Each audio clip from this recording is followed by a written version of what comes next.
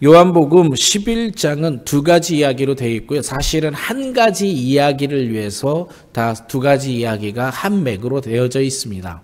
죽은 나사로를 예수님께서 살리신 이야기가 1절에서부터 44절까지 있고요. 오늘 읽었던 45절부터 57절은 예수를 죽이려고 모의하는 장면 이렇게 나와 있습니다. 그래서 이렇게 나사로에 관한 이야기를 중점으로 어떤 예수님의 무엇인가를 나타내고 싶어하는 게 11장의 핵심입니다. 요한복음은 다른 공간서와 다르게 예수님의 신성에 더 포커스를 맞춰져 있다고 말씀드렸습니다. 그리고 7가지 표적, 더 다른 기적들도 있는데 요한복음에 나타나 있는 7가지 기적들을 특별히 7가지의 표적, 사인이다라고 이름까지 붙입니다. 그 이유가 뭐냐면요. 이 7가지 표적들은 그냥 기적이 아니라 예수님께서 뭔가 의도를 가지고 나타내시기 위한 거고 또 기록자 요한이 무엇인가 의도를 가지고 나타낸 겁니다. 물이 포도주로 변한 거, 무리를 걸으신 것, 이런 것들입니다. 38년 된 병자를 고치신 거, 5,000명을 먹으신 거, 이런 것들을 7가지 표적이라고 이야기하는데 그 7가지 표적이라고 이름을 붙인 이유는 예수님이 하나님 되심, 신성을 나타낼 수 있기 때문에 그렇습니다. 과거에는 점쟁이들이나 무당들도 병고침을 좀 낫게는 했지만 38년 된 병자를 나와서부터 병들었던 사람들, 나와서부터 소경인 사람을 고치거나 그런 일은 있을 수 없었죠. 무리를 걷는다라는 건 더욱더 불가능했습니다. 그리고 오늘 마지막으로 죽은 자를 일으켜 세우시는 것은 어떤 점쟁이나 이런 자들이 할 수 있는 것이 아니라 이게 요 속된 표현으로 신급 레벨이 신 정도 돼야 할 수 있는 일인 거죠. 그러니까 죽은 나사로를 살리심으로써 예수님이 하나님의 아들, 진정한 신이다라고 하는 것을 나타내기 위해서 기록한 것입니다. 그래서 죽은 나사로의 이야기를 사람이 살아났다라는 기적보다는 이 사람을 살릴 수 있는 예수님의 능력에 더 포커스를 맞추는 것이 좋습니다. 그렇게 해서 성경을 보고 다시 보면 이런 겁니다. 오늘 읽지 않은 이야기는 전부 이런 내용들은 이런 것들입니다. 나사로의 누이들이 예수님께 나사로가 병들었다고 소식을 전합니다. 그런데 이게 예수님께서 베단이라고 하는 마을까지 오리 3km 정도밖에 남아있지 않는데 바로 가시지 않습니다. 3km면요. 오늘 걸어가지고 3km면 한 1시간 걸으면 갈 수 있을까요? 2시간? 그럴 수 있는 거리인데 안 가셨습니다. 며칠을 더 유하시고요. 나사로가 죽은 다음에 갔는데 죽은 다음에도 나흘이 지나서야 갔었습니다. 그러니까 이게 대단히 예수님께서 의도적으로 늦게 가셨다라는 걸 알 수 있습니다. 그래서 예수님께서 이렇게 베단이라는 집은 벳아니라는 뜻이고요. 가난한 자들의 집이라는 뜻입니다. 동네가 베단이라는 곳은 좀 가난한 달동네, 산동네 느낌이었나 봅니다. 이름 자체가 베단이라고 하니까요. 자, 21절부터 한번 이제 성경을 보겠습니다. 21절에 보면 이런 겁니다. 예수님께서 베다니에 딱 가셨어요. 장사한 지 나흘 만에 가셨어요. 나사로가 죽은 지 나흘 만에 가셨더니 그 누이 마르다가 나와서 마르다가 예수께 여짜오되 주께서 여기 계셨다라면 내 오라버니가 죽지 아니하겠나이다 이렇게 얘기합니다. 그랬더니 예수님께서 내 오라버니가 다시 살아나리라 그렇게 얘기했어요. 그랬더니 마르다가 또 24절에 이렇게 합니다. 마지막 날에는 부활할 것을 믿습니다 라고 이야기를 합니다. 예, 그래서 예수님께서 아니다라고 이야기를 하고 이제 마리아를 찾습니다. 그래서 마리아를 불러오라 그래서 마리아가 왔는데 마리아가 32절에 마르다와 똑같은 이야기를 합니다. 마리아가 예수 계신 곳에 가서 배웠고 그 발 아래 엎드려 이르되 주께서 여기 계셨더라면 내 오라버니가 죽지 아니하겠나이다 하더라. 예, 이거 맞는 말이죠. 예수께서 함께 있었다면 죽지 아니한다. 이게 함께 있었다라면 죽지 아니하더라는 말에 우리가 묵상을 좀 해야 될 필요성이 있습니다. 여러분 혹시 죽음이라는 게 뭔지 아십니까? 죽음? 죽음은요, 생물학적 죽음은 우리가 다 말할 나위 없이 다 압니다. 그런데 이렇게 생각하셔야 돼요. 죽음 이후에 예수님을 믿는 사람은 천국에 가서 영생을 얻어요. 그러니까 죽는다라는 건 어떤 통과의 과정이지 실제로 죽는 게 아닌 거죠. 자, 그렇다면요, 죄인은 어떨까요? 죄인은 죽나요? 죄인도 다시 부활하여 지옥에 거하게 됩니다. 그러니까는 진정한 죽음은 무엇이냐면요, 하나님과 함께 있는 천국에 있느냐, 하나님과 함께하지 않는 곳에 있느냐가 진정한 죽음입니다. 그러니까 마리아와 마르다를 통해서 어떤 예수님의 신성을 표현하고 있는 겁니다. 예수님과 함께 계셨더라면 죽지 아니한다라는 표현이요. 예, 이렇게 질문합니다. 그런데 이 말씀을 듣고 예수님께서 43절 불쌍히 여기사 큰 소리로 나사로야 나오라 부르십니다. 그랬더니 죽은 자 가운데서 나사로가 나옵니다. 예, 그래서 이거고요. 그래서 45절처럼 많은 사람들이 유대인들이 와서 믿게 됩니다. 그리고 46절이요. 그 중에 어떤 자는 바리새인에게 가서 예수께서 하신 일을 알리니라. 여러분, 나는 오늘 설교하는 관계없지만 이 어떤 자는 바리새인에게 가서 굳이 또 이르는 사람이 있더라고요. 참 오늘 나타나는 사람들 중에 가장 한심한 사람 같기는 합니다. 47절입니다. 이에 대제사장들과 바리새인들이 공회를 모으고 이르되 이 사람이 많은 표적을 행하니 우리가 어떻게 하겠느냐라고 이야기하고요. 48절 만일 그를 이대로 두면 모든 사람이 그를 믿을 것이요 그리고 로마인들이 와서 우리 땅과 민족을 빼앗아가리라 하니. 자, 48절부터 이제 묵상을 하나씩 해보려고 하는 겁니다. 48절이요. 거짓말입니다. 여러분 아시겠죠? 지금 현재 예수님이 30살이 넘어서 33살까지 활동하시던 시절은요, 이미 나라가 로마의 포로인 상태입니다. 예수님 태어나기 전부터 로마에 점령됐습니다. 그러니까 잃을 게 있나요, 없나요? 없어요.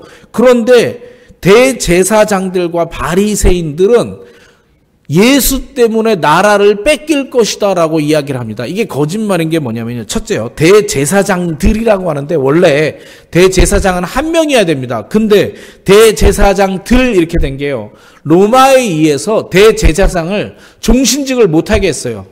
거의 해마다 돌려가면서 뽑게 했습니다. 그래서 대제사장들이 많아진 거예요. 그래서고요, 원래는 한 명이고 종신직입니다.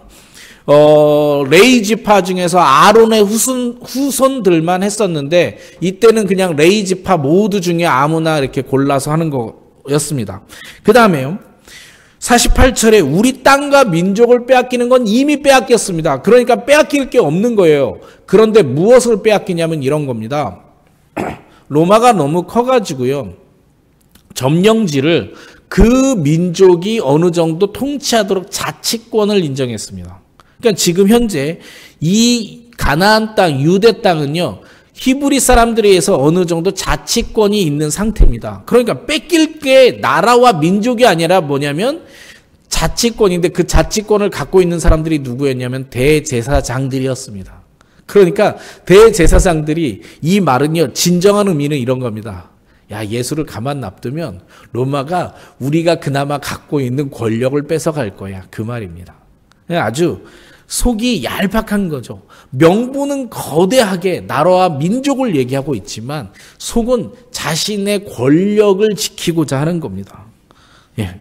다음 49절에 보면 그 중에 한 사람, 그 해의 대제사장인 가야바가, 왜 그 해의 대제사장이 이랬냐면요, 원래 대제사장이 종신직으로 한 명이어야 되는데 로마에 의해서 돌려가면서 하니까 여러 명 있었고, 그 해의 대제사장 가야바가 그들에게 말하되 너희가 아무것도 알지 못하는도다. 한 사람이 백성을 위하여 죽어서 온 민족이 망하게 되지 않게 되는 것이 너희에게 유익한 줄을 생각하지 아니하는도다 하였으니.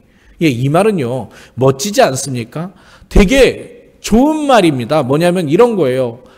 한 사람이 희생해서 나라와 민족을 구할 수 있다면 그게 좋은 일이 아니냐, 이렇게 얘기하는 겁니다.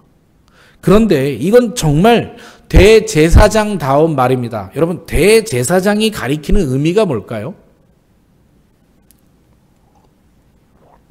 대제사장은요, 그해 욤키루프라고 하는 대속죄일 날 백성들의 죄를 자신이 다 받아들여서 내 죄를 황소에다가 전가하고 황소의 피를 가지고 그 죄값을 가지고 지성소에 들어가서 궤를 청소하고 지성소를 청소하고 하나님으로부터 죄를 용서받고 나오는 겁니다. 대제사장이 하는 가장 중요한 일 하나는 백성의 죄를 모두 자기가 대신 갖고 들어가서 용서함 받고 백성들에게 나누어 그 용서함을 나눠주는 게 역할입니다. 자신이 대표성을 갖는 거죠. 그 한 사람이 자신이기 때문에 그래요. 자신이 이것을 뭔가를 잘못하면 그 지성소에 들어가서 죽습니다. 한 사람이 여러 사람을 유익하게 할 수 있는 대표성을 갖고 있는 사람이 대제사장이니까 대제사장다운 말입니다. 그런데 이 말은 또 하나 이런 의도를 갖고 있는 겁니다. 예수 하나를 죽여서 나라와 민족, 자신들이 얘기하는 나라와 민족, 우리 제사장들이 갖고 있는 권력을 지킬 수 있다면 멋지지 않냐? 예수를 죽여라. 그런 얘기입니다. 예수를 죽여야 우리가 산다. 그 얘기입니다. 그렇게 말하고 있는 겁니다. 그런데 예수님께서는 그렇게 말씀하지 않습니다. 예수님께서는 요한복음 내일 볼 12장 24절이긴 하지만 예수님께서는 이렇게 합니다. 한 알의 밀알이 땅에 떨어져 죽지 아니하면 한 알 그대로 있고 죽으면 많은 열매를 맺느니라. 예, 여러분 예수님께서는요 이미 자신이 한 명이 죽어야 온 인류가 구원을 받는다라고 이야기하고 계신 겁니다. 예. 50절 한번 보겠습니다. 50절이요. 아니요, 잠깐만요. 네, 51절이요. 52절 그 민족만 위할 뿐 아니라 흩어진 하나님의 자녀를 모아 하나가 되기 위하여 죽으실 것을 미리 말함이라. 52절이요. 예수님께서는 이미 자신이 죽어야 흩어진 민족 전체 열방을 구원할 수 있다라고 하는 것을 이야기한 말입니다. 자, 오늘은 50절의 말씀을 묵상해 보려고 합니다. 50절 말씀이요. 한 명이 죽어서 여럿이 살 수 있다면 그 또한 유익하지 않느냐. 멋지죠. 여러분, 제가 만약에 나 죽어서 진짜 나라를 구할 수 있다면 죽을 수 있을 것 같기도 해요. 죽음이라는 게 그렇게 쉽지 않으니까. 왜냐하면 가치가 있잖아요. 그런데 문제는 뭐냐면 이런 겁니다. 진짜 문제의 핵심 포인트는 이거예요.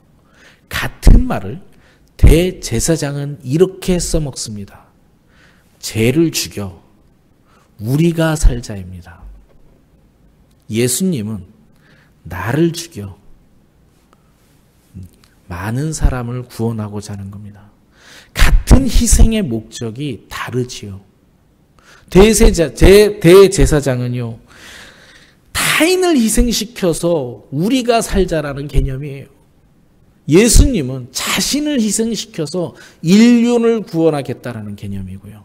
그 말이 한 사람을 희생시켜서 하나의 밀알이 땅에 떨어져서 이렇게 되는 겁니다. 오늘 아침 우리가 묵상할 말은 내가 한 알의 밀알인지 한번 고민해 보려고 합니다.